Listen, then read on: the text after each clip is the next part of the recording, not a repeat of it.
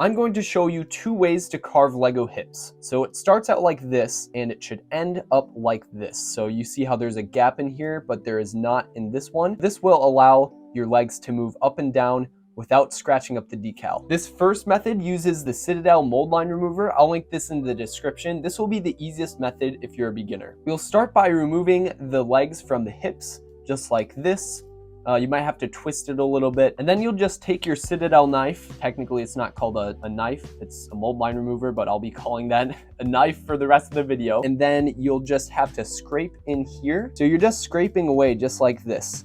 And don't worry about hitting your finger. Like, I've never really been cut too badly by it. When I do get cut, it's because I'm just being dumb and I like have my finger way out here and it just slices it.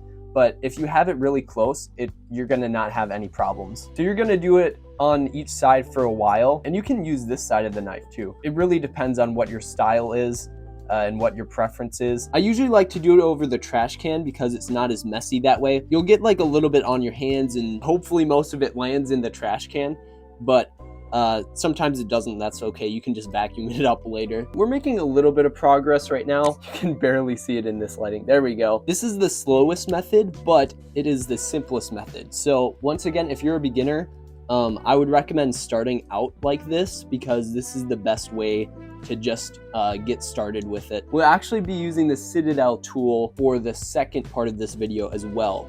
So the second method and the first method both require it. So now I'm on the other side. For this side, I just like go against my thumb and it'll kind of become muscle memory after a little while. Sorry if you can't see this, gosh. Once it's starting to get like you've made a dent, then you might want to start testing it out. And actually, I'm already noticing we might have done a little bit too much on this side. I'll show you what it looks like right now. It's good to just test out the leg in here to see if there's any gaps, and it looks like this side is already done. If there's any sort of gap in between the leg and the hip, then you should be good. Just for contrast, on this side, you can see there's no gap. This side, there is a gap. So now the decals will be able to pass through and your decals won't be all like folded up and stuff when you bend your legs. So I just took off the legs again and we'll do the other side, but this does take a little while. This is probably the most annoying part about decaling because no one really decals for the fact that you have to carve the legs. The only upside about this is if you're only displaying your minifigures and you're not gonna bend their legs, you can get by without carving them. But the instant you start bending the legs, then your decals will just peel off. And if you're planning to do decal commissions for other people eventually, then they usually want to be able to pose the legs. Once you're done, it's good to give it like a few good blows on it just to get all the extra stuff off, because if there's ever any extra stuff on it when you seal it, then some of the sealant could get in there and make it harder to take it off.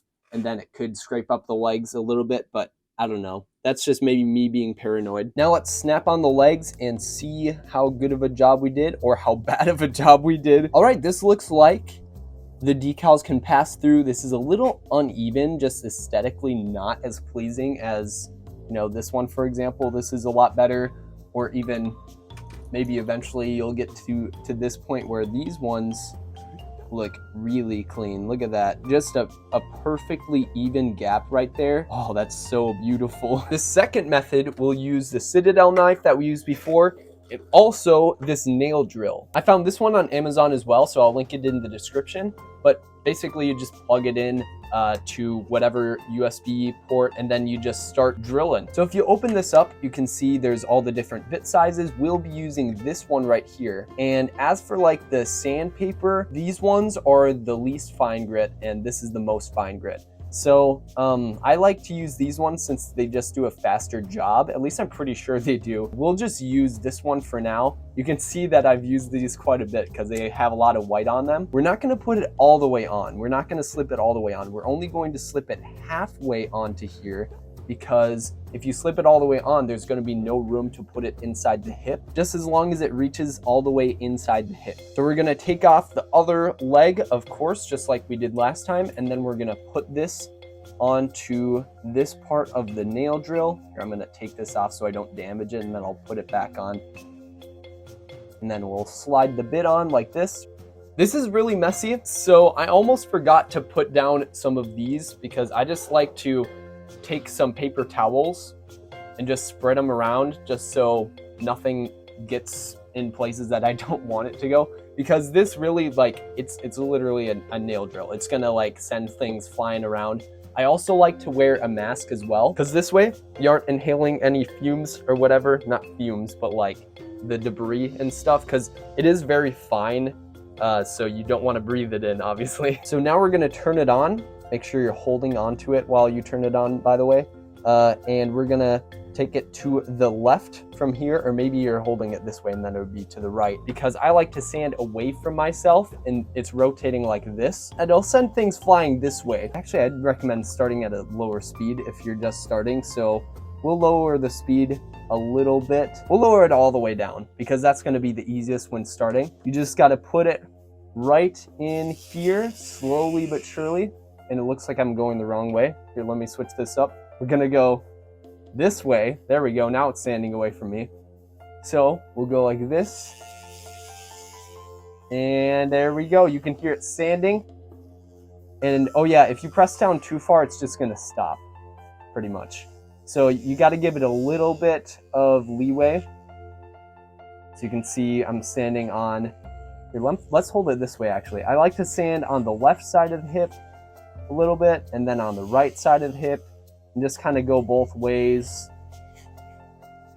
What you're really trying to do is sand down these kind of jagged parts of the hips and make them smooth, and then the middle part right here, you're just sanding a little bit off of it so it can give you some room for the decal to pass through. So we have it turned back on, and we'll go right back in here. And it's good to periodically check with the legs how much your progress is, and even just checking by eye, just being like, how much progress did we make? Looks like that's actually pretty smooth. We'll actually see how far we got now. I'm gonna blow on it a bit too, and we're gonna put the leg in it just to see if it fits, and it looks like we got the sides pretty well, and the middle is good too, but I personally like to sand it down a little bit more just in case it's a little bit jagged in there. Now when you get each side done, I personally like to use the Citadel knife and just take a little bit more off, just so it isn't as jagged in there, just makes it more smooth, just like this. And we'll take all that stuff out, blow on it a little bit. Sorry, I wasn't in frame for that. Sometimes there's a little extra residue right here that builds up, so make sure you take that out with the Citadel knife. When you're done, it should look something like this. So you can see that it looks a lot more consistent than the first method, because this is the first one and this is the second one that we did. And once again, first method, second method. So you can see this is a lot faster and it's a lot more consistent, a lot more even. If you don't have a Citadel knife, then you can technically use an X-Acto knife, but I would not recommend it because you have to be really, really careful that you don't cut yourself. Make sure you're being really slow and just careful. Don't put too much pressure on the knife at all. If you do that, but again, I do not recommend it. It's not very safe. So to recap, slowest, medium, fastest, and you'd need both of these to do the fastest method. This playlist right here will help you to learn all that you need to know about decaling, but if you have any other questions, just let me know in the comments and I'll give you an answer. I will be posting these tutorials once a week on this channel, and this is my second channel, so just make sure you're subscribed. All right, stay positive and have a great day.